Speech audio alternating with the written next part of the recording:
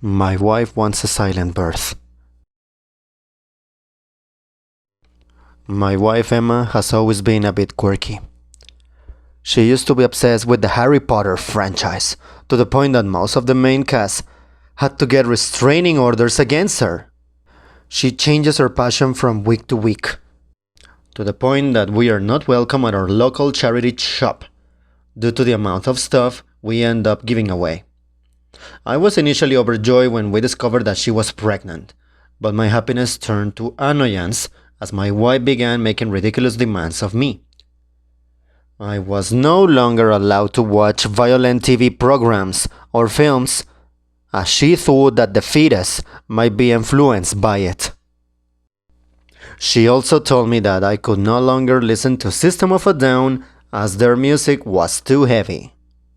I was counting down the days to her due date, as I couldn't wait for this all to be over. A week before the delivery date, she announced that we were going to have a silent birth. My jaw was hanging open as she explained that no one was allowed to make a sound while she was in labor, as she wanted our baby to enter the world in utter silence. I thought this was ridiculous but kept my mouth shut, as it would just result in me losing another argument with her. The big day arrived, and the midwife rushed to our home after my wife had her first contraction. I couldn't help but marvel at my wife's resilience, as she didn't make a single sound even as she lay there while the midwife clutched her hand. I was almost kicked out of the room when I unintentionally knocked over a pen, which got me the stink eye from both Emma and the midwife.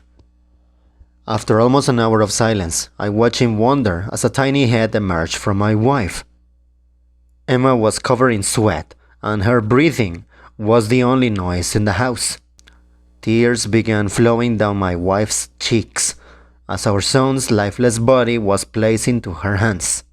The midwife gave me a sympathetic look before grabbing her equipment and leaving the room to give us some privacy. My wife looked over towards me, obviously looking for some reassurance. I could see the utter shock on her face as I shrugged my shoulder and said that thankfully our baby had been stillborn, as otherwise his cries would have ruined her dreams of having a silent birth.